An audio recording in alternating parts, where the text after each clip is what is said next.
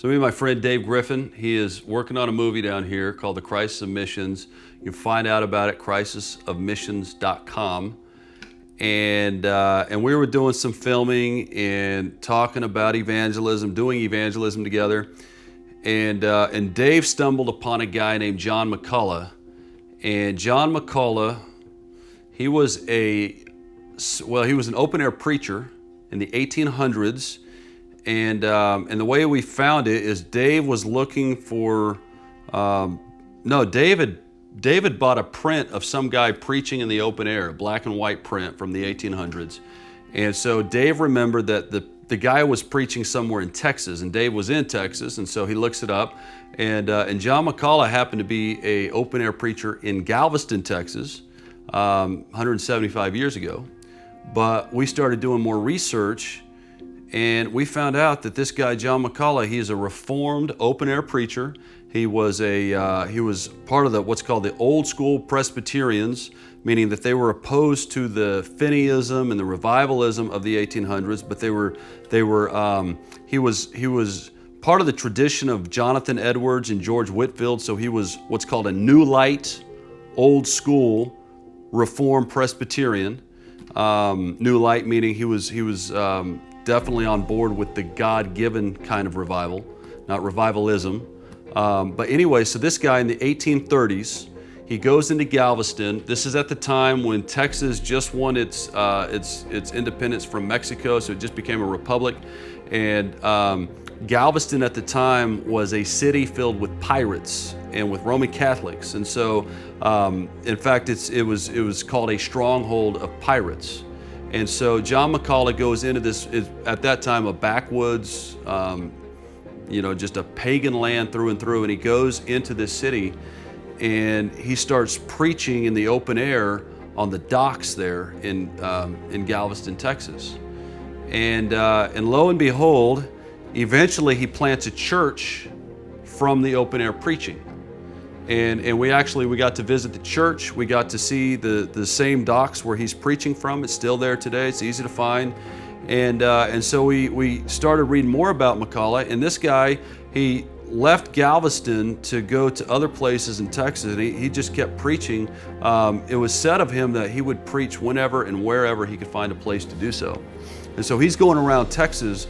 And again, this is in the 1830s. And you're talking Comanche Indians, you're talking, again, pirates in certain communities, but you're talking even just the natural elements that he would have had to face and endure, like swamps and forests and fire and, the cold and sleeping in the marsh and all these things. And he's crossing rivers, and he's doing so with the gospel of Jesus Christ, and churches are being planted as he goes along.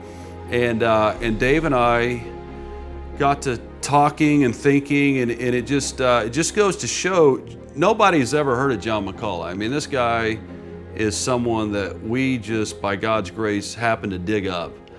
There's nothing really written about him. He has an unmarked grave somewhere in San Antonio, where, by the way, he lived as one of 3 white families in the entire city of San Antonio. And I say that because San Antonio at that time was it was a completely different culture, a completely different language, but he settled there to plant churches, and he did. I mean, through his evangelistic labors and others like him in that area, another church was planted in San Antonio.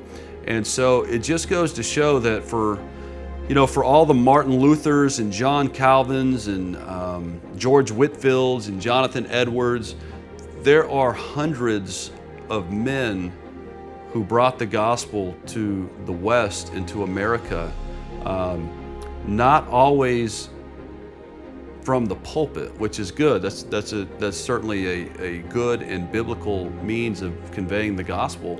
But a lot of these men, they were men who were taking the gospel to these frontier towns, to these places where no foot had ever trod, to these places that, not just the pirates and the Roman Catholics, but even the natural elements, and they were hungry to see God glorified. And these were Reformed guys. These were Calvinists doing this. And one thing that we thought about was And this is something that I've thought of for a while. 100 years from now, I'm convinced that historians are going to look upon our era in America, and they're going to see that there's a lot of open-air preaching being done in America and in England and in Scotland, Ireland, Wales. And what's unique about this is, so there was a guy who reached out to me on YouTube one time, and he said that he's writing a book on the street preaching movement. And I was kind of taken aback because I'd never really considered, I guess, street preaching to be a movement. I have heard pastors say that 30 years ago, nobody was street preaching. The guys who are like 70 and 80 now, they would say 30 years ago, nobody was preaching. 40 years ago, nobody street preaching, maybe like one or two guys. Whereas now they're in every city, they're in even small towns have them. And so, of course, that comes with problems because there are a lot of unbiblical forms of open air preaching that's being done right now. But at the same time, the fact that it's being done, I'm just convinced that years from now, historians are going to look back and they're going to see something when it comes to open air preaching. And I'm saying this because God is doing something. God, I don't know what it is necessarily. He could be, this could be like a call of judgment to this nation and to England and to Scotland, and that's why he's raising up so many open air preachers. Maybe, optimistically, maybe he's going to bring revival through means like this, and of course, healthy preaching from the pulpit and things like that. But the point is this: there are a lot of unsung heroes in the history of the church, and that's the way that, rightly so, that's the way that God has appeared to do things. And the takeaway is this: in our era, open-air preachers are unsung. They are not popular. They're not going to be at your big conferences and things like that. And I think that's a good thing, probably. That we don't have to fight some of that temptation that other guys might have to fight. But it is to say that we have a reason to continue doing so. And we have guys like John McCullough who did it not for recognition, not for fame, not even for what we might do with later, like me and Dave finding John McCullough and talking about him right here on this video. That's not why John McCullough was doing things.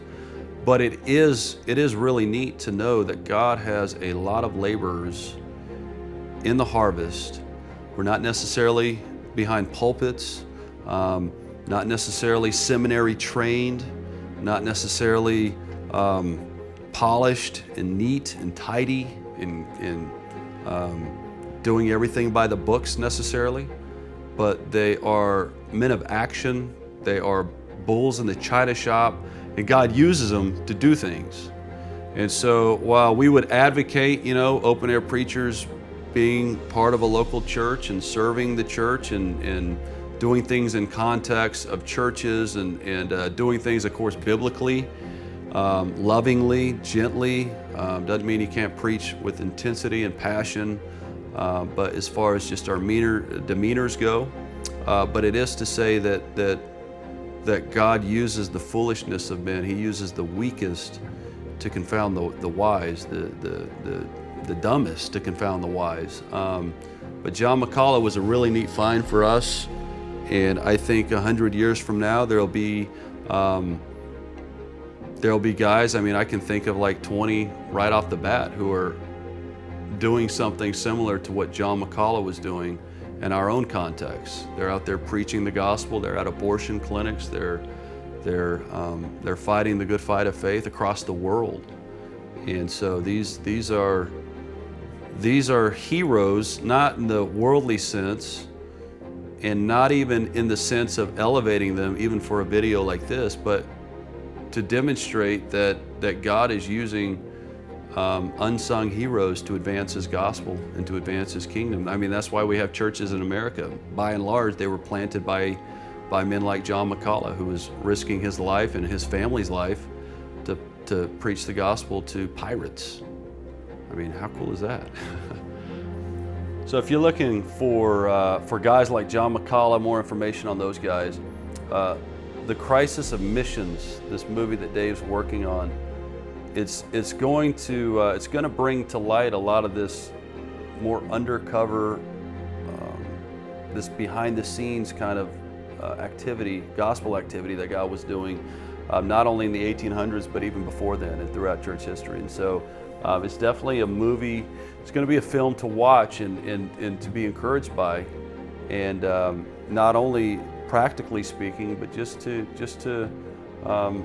learn about and to recall some of these guys that God used to advance the gospel throughout the West. And so check it out at thecrisisofmissions.com, thecrisisofmissions.com, and you'll see the trailer there, and you'll see some other footage there. But check it out, support it, pray for it, pray for Dave. And you know, this isn't necessarily, it's certainly not about Dave or about us. In fact, Dave doesn't want to be in it at all. Very humble, right? But it's about seeing the gospel of Jesus Christ advanced in the 21st century Western Hemisphere and around the world, using biblical means to do so. So you'll definitely want to check it out, and you'll be able to see what John McCullough looked like and where he preached. We filmed some drone footage and other things like that. So it'll be really neat. So check it out, thecrisisofmissions.com.